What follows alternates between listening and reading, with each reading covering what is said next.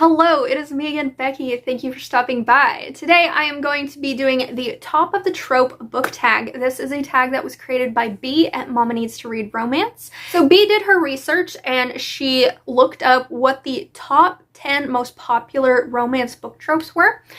And she wants us to share our favorite book that matches each of those tropes. However, I am not going to share my all-time favorites that match these tropes because I feel like I get very redundant with the ones that I pick. So I am going to share with you my favorite from these tropes that I have read this year. So coming in at number 1 as the most popular romance trope is going to be no surprise, that is enemies to lovers. This is not my favorite trope, but it seems to be the most popular. This is basically where two people have some animosity towards one another. And if I'm being honest, when I think of enemies to lovers, I think these two want to harm each other. They are out to cause harm to one another and then they end up falling in love. I do feel like there's levels to this trope where everything just gets thrown in as enemies to lovers, but there could be hate to love, which isn't quite enemies to lovers. There could be dislike to love, which isn't quite enemies to lovers, but it all falls under that enemies to lovers umbrella. Basically, if you just don't like anybody, they're your enemy. So unfortunately, I do not have a favorite enemies to lovers from this year to share with you because I tend not to either like them, or if I read an enemies to lovers, I don't think it's actually enemies to lovers. This is the one and only instance that I'm going to recommend to you my favorite all-time enemies to lovers book. And that is Tempt the Boss by Natasha Madison. This is a contemporary workplace romance. This is about Lauren and Austin. Lauren is a single mom who is making her way back into the workforce, and Austin is the billionaire who owns the company that she is going in to interview for a new job for. And they end up meeting when he runs into her van and she automatically dislikes him. So where the enemies to lovers comes in this is I do think this is truly enemies to lovers because they play pranks on each other that get very, very dangerous. And they have such animosity toward one another that their pranks get a little out of hand and it eventually leads to them falling in love. This book also made me laugh. It was one of the most humorous books that I've read. I've reread this multiple times. Every time I read it, I laugh. But this is one of my all-time favorite enemies to lovers romances. Coming in at the second most popular romance book trope is my favorite, Friends to Lovers. I'm actually surprised that this is that high up on the list, quite honestly. So Friends to Lovers is, pretty explanatory. It's where people have a platonic relationship before they delve into the romantic and sexual nature of their relationship. This can be starting as children and then it transitions into adults. This can be like strangers meeting as adults and then becoming romantic. I personally love it more when the couple is friends as adults and then that transitions into a romance. I just love that dynamic more. So my favorite Friends to Lovers romance of this year is probably my best book yet of this year. It still hasn't been beaten. And that is The Scattered Bones by Nicole Scarano. So this is a very short standalone fantasy romance Friends to Lover about Sella and Cade. So they are strangers when they meet. Sella has grown up to be this vessel for this goddess who has never experienced any sort of nice human interaction. She's never really been hugged. She's forbidden to be even touched. So when Cade sneaks into her room to prove his skills, they end up forming this friendship that leads into a romance. And this story has a past and present timeline in which in the present we are following Sella as she is trying to find the scattered body pieces of Cade, who was dismembered for reasons that we learn in the past timeline as their relationship has grown. This book made me cry even knowing what was coming. And I just liked how in such a short book, so much was packed into it. It really packed a punch for me, and this has been my favorite Friends to Lovers so far this year. The third most popular romance book trope is the fake relationship trope, where two people pretend to be in a relationship for some reason, and they end up falling in love. And my favorite fake relationship book of the year has been Bite the Woman That Feeds. I do not own a physical copy of this book because listen, It's not an all-time favorite book, okay? However, this series, the first 3 books in this series, I binged so quickly, and I was highly, highly entertained by this series. So listen, I'm gonna be very vague with you because I do not remember these characters' names. But it still sticks in my brain, even though I can't remember their names. This is about a woman who lives in this almost dystopian world where there has been a plague that is slowly killing people off. But she is immune to this plague for some reason. And so her former lover, who is the king, he offers her up to the vampires if the vampires will give them the antidote to this plague. So she is given up to the vampire king, and she is very reluctant to give him blood, and it has to be a consensual thing. He cannot take her blood unwillingly in order to give this antidote. So they agree to be in this fake relationship where if she will offer up her blood freely to him, he will stop taking humans as meals pretty much and give them the antidote that they need in order for her friends and remaining family to survive. So it's sort of a deal in which if we pretend to be in this committed relationship, no other vampire will feed off of you. You won't have to see me feeding off of other women. You get what you want. I get what I want. Problem solved. This series is hella smutty. The smut, however, is pretty basic and it's pretty much the same thing over and over. But for some reason, I was highly fucking entertained with this. So if you are looking for a smutty vampire series that will just entertain you, just don't worry about the plot, okay? It's there, but it's a thin plot. Don't worry about the plot. Just go in with a fun time, okay? Like I did. The 4th most popular romance trope is second chance romances. So second chance romances are pretty much where a couple has had an existing relationship, something broke them up, and now they are coming back together to rekindle that romance and give it a second try. So my favorite second chance romance of the year has been King of Greed by Anna Wong. So this is about Dominic and Alessandra who became college sweethearts. And Alessandra has been there with him as he has grown his business and really been through the trials and tribulations as he's become this very affluent billionaire. And along the way, he has really drifted into caring more about his businesses than his wife. So Alessandra files for divorce, and in doing so, that really sparks something in Dominic because he still very much loves his wife, and he realizes that he is on the verge of losing her. So he has to sort of watch her build a life without him and start dating other men. And it really, really drives him up the fucking wall. He does not like this at all. So he really takes a step back, reevaluates his life, his relationships, and things like that. And he puts all his effort into getting his ex-wife back. This book was so good. The couple had such great chemistry. The smut was super spicy. And I just loved the relationship between Dominic and Alessandra because they are 2 people who still very much love each other. Their only problem in the relationship is that he has lost touch with what is important in his life. There's no cheating involved. There's no like miscommunication or anything. It's just she needs him to realize that she is more important than his job.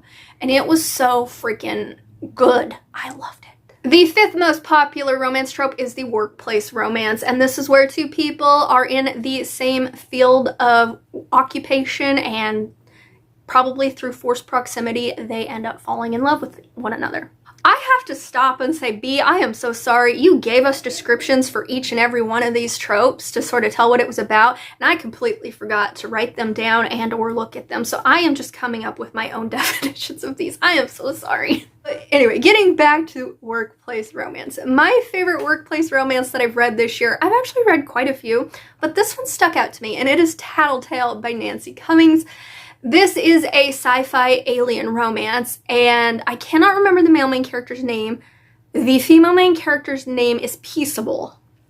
But she is the alien. She is a cat-like alien. She has ears and tail and stripes and whiskers. And she's also very introverted. So she works in a very male-dominated industry.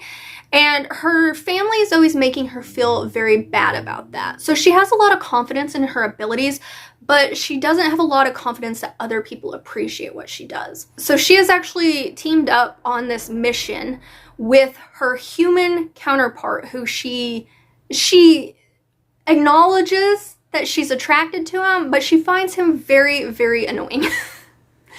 So through them being forced on this ship together to transport something to a different planet, some things happen. They end up breaking down on this other planet and they have to like take care of one another. Sparks end up flying. This was such a sweet and cute sci-fi alien romance, and I loved it, of course, because the female main character was the alien. And it was just, it tugged at my heart because she was one of those characters who, she has insecurities, but yet she's confident in herself, but yet she's a little awkward, and it was just so cute. The 6th most popular romance trope is forbidden love. So this is where two people, for some reason, their romance is forbidden for some reason. It could be through familial dynamics, it could be because of like an age gap, it could be because of some workplace circumstances. It could be for a plethora of reasons. It's just like forbidden, taboo. So my favorite forbidden romance this year has been The Vampire's Bargain by Jasmine. Well, this is a book that Kristen picked for us to read for the Black Hat Book Oven, and none of us really had high hopes for this book. We were just pretty much in it to read it. But this was actually really quite surprising. This is a vampire urban fantasy romance in which our female main character is a renowned vampire hunter, but she was betrayed and she was locked in a coffin for 50 years by her ex-lover. And she is released from this prison by a vampire, which comes into the whole forbidden aspect. Like, she's a vampire hunter, he's a vampire. They aren't supposed to have a relationship. So in teaming up to work with him, she ends up realizing that not all vampires are bad, and that the world she is living in has changed a lot in 50 years, which is something that I really, really liked about this book, was seeing how she came to terms with things that she was so unfamiliar with. It's like she had to learn the world all over again. And I really liked her relationship dynamic with her love interest, and how this book took a lot of cliche fantasy romance tropes and swapped them around. She actually has the shadow powers in this. So if you're looking for a shadow mommy with some forbidden romance, this was so good. The 7th most popular book trope is childhood sweethearts, which I feel like is very, very similar to friends to lovers. I feel like it's pretty much the same thing. So my favorite childhood sweethearts book that I read this year was Captivating by Bella Matthews. So this is about a woman named Lila who is a very popular pop star, musician. I think she's a pop star, but we'll say musician. And she has recently had to deal with some drama on her tour. She has a stalker. So she is taking a break and she is going to go back to her hometown to just lay low for a little bit. But her family insists that she gets a bodyguard because they want her to be safe. And in comes Killian, who is an MMA fighter, and he is also the boy who was her childhood best friend, kinda. He was around her brothers, and so she tagged along with her brothers, but he was always there to like protect her, to play with her. He was always like including her in the activities that he did with his brothers, and it was a very cute relationship when they were children. He was very protective of her, and now he's gonna be her bodyguard and they're gonna fall in love. I freaking loved this book. I love a good bodyguard romance, so this fit the bill, and I liked seeing the flashbacks to when Killian and Lila were younger children and just how cute they were together and how innocent they were together, but yet seeing the like foundation that you could definitely tell that these two were going to be together, just the way that they interacted with one another. This is part of a series, but I didn't read the series. I just read this one because I got a special edition of it, and I thoroughly enjoyed it. The 8th most popular romance trope is forced proximity, which I apparently love. I read a lot of forced proximity romances, and for some reason I just really dig them. So my favorite forced proximity romance of the year has been Seduction of a Highland Lass, which is a historical Highlander romance. This is actually a reread for me. I read this book years and years ago, and I actually loved this book more this time around. Like, the first time I read this book, I gave it 3 stars. This time around, I cried. I gave this 6 stars. So this is about Keely and Alric. Keely has been ostracized from her clan because her clan leader guy, he's pretty much a pedophile. He hit on her when she was like a young teenager, and his wife found out and called her a whore and all that, so they kicked her out of their clan, and she has been a healer ever since, helping them at a distance. And Alric here was actually sent to this clan to marry the chieftain's daughter, and instead he gets injured and he gets taken in by Keely and healed back to life. And when his brothers show up to take Alric back, they take Keely with them. And she is now going to be the healer in their clan. And through them being in forced proximity with one another within his clan, they end up falling in love. Sort of got that forbidden aspect too, because he is meant to marry the other clan's chieftain's daughter. But he is falling in love with Keely, and so he has to war with himself against his duty and with his heart. I could feel their pain and I could feel their emotions, and I was just like, you guys gotta get your HEA, even though I knew they would. So I loved this. I don't think it has as much forced proximity as a lot of other books, but they were in forced proximity with one another. She was literally forced to his clan's land, and thus being in close proximity, they fall in love. So I really love this. One of the only historical romances that I've read this year that I've actually loved. The 9th most popular romance trope is the soulmate trope, which is one that I absolutely love. I love a good soulmate story. So one of my favorite soulmate romances this year has been Vicious Bonds by Shanora Williams. Now, this is a book, again, that don't ask me these characters' names. I cannot remember, but the plot of this book has still stuck in my head since I've read it. This is essentially like a portal fantasy romance. Our female main character lives in the human realm, and she's been having these like visions or nightmares or something. And so one night she gets a little stoned and she ends up touching this swirling vortex that she sees on her ceiling, and it sucks her through this portal into this other land where she is confronted by the male main character, and together they are trying to find a way to get her out of his lands because he's dealing with a lot. There is a lot of political upheaval that he is dealing with as the leader of his clan, kind of. So he is trying to get her back to her human lands, and through the journey through their lands, they end up realizing that she is actually his soulmate, and by sending her back, would it be better for her? She might live, but it will tear a rift in their relationship. So this was a really unique fantasy romance. I really liked the journey that they had to take. I really liked the element of them being soulmates because it took them forever to realize it. Like, even me as a reader, I didn't know they were soulmates until like a long time into this book. So it wasn't one of those things where they see each other and they just automatically know that they're soulmates. So if you're looking for a unique fantasy romance, definitely check this one out. The 10th most popular romance trope is opposites attract, and I do love a good opposites attract too. I love two people who kind of have nothing in common, and then it brings them together. So my favorite opposites attract romance of the year has been The Enchanted Greenhouses by Sarah Beth Durst. So once again, I loved this book, but don't ask me the characters' names because they slipped my mind, okay? And I do want to own a copy of this book, but I just haven't gotten around to buying it yet. But in this, we're following a woman who was cursed as a statue for performing what was essentially illegal magic. She used a spell to bring to life a spider plant, which is actually a character from the spell shop. And in doing so, she's cursed into a statue and time just slips by. But one day, I think it's about like 6 years later, she is awoken from this and she finds herself in this very snowy atmosphere in this enchanted greenhouse. And she's trying to figure out how she came to be here and who awoken her from this curse. And she ends up discovering that she was actually brought there to help cure this enchanted greenhouse that is failing. A lot of the plants are dying, and a lot of the magic that is keeping this enchanted greenhouse alive is failing.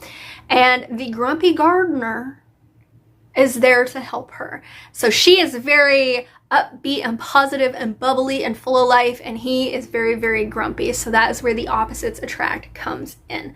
But this was such a sweet romance. Absolutely no spice in this at all, but the dynamic between them was so cute. They had such great chemistry, and just the, I want to say, found family of sentient plants was so freaking adorable. I loved it.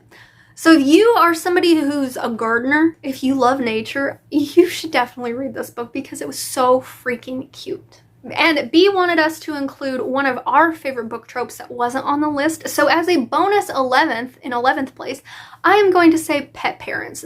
This is one of my favorite romance tropes. I love a good like cat daddy or some like obscure like a skunk mommy or something like that. If they have a cute animal that they're a parent of, I just love it. So one of my favorite books that falls into the pet parents romance trope this year has been Lost, Found, and Forever by Victoria Shade. This is a contemporary romance that centers around this woman who found this dog, and she has taken care of him. She's essentially adopted him. And she's trained her dog really well that it catches the eye of this movie production crew. And they want her to bring her dog to set and sort of train him to be a performer on their next TV show. And so she does. But the same day that she agrees to do this, she actually ends up finding that there is a man who is looking for his lost dog. So she sort of has to war with herself. Do I tell this man that I have his dog that I've grown to love? This dog is essentially mine. Or do I just totally ignore it and just go on with my life? And it ends up being a romance between him and her and the dog that they end up like co-parenting, and it's so cute. And this was a real surprise to me because like this cover doesn't exactly scream like this is a contemporary romance, but it was. And it had a little bit of spice to it. And I really liked this couple didn't have like a really stupid miscommunication third act breakup. They were very mature about it. They really told each other how they felt and what they expected from their relationship. And it was just so dang cute to see pet parents fall in love. So that was the top of the trope book tag created by B at Mama Needs to Read Romance. I will, of course, leave her video linked in the description as well, so you can go see the original. And once again, B, I am so sorry that I butched up your, like, explanation of what these tropes were about. So let me know down in the comments, what is your favorite romance book trope? Plus 10 points if it wasn't one of the tropes that was already in this tag. And let me know if you have read any of these books or if you plan to read any of these books. But if you don't want to comment that but would like to let me know you made it to the end of this video, could you leave me a dog emoji for the pet parent? And with that, thank you so much for watching, and until my next video, go out there and read a romance book. Bye!